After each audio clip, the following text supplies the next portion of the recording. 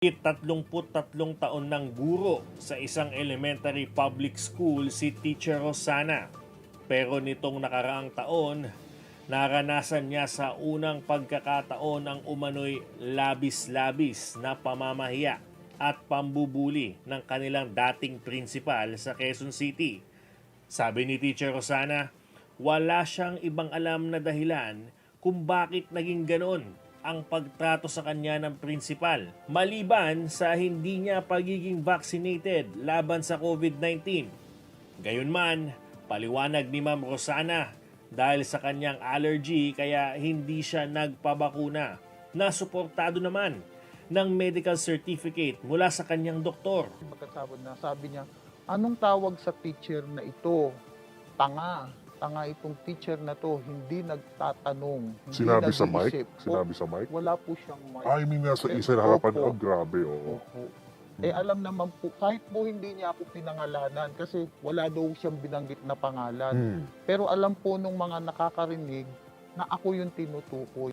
Dahil sa labis na trauma, dumating sa puntong halos ayaw na niyang pumasok sa eskwelahan para magturo. Kahit sino, pinakahiya niya kahit sa maraming tao. Talagang matinding dinanas ng mga guro. Maraming mga guro ang natrauma sa kanya.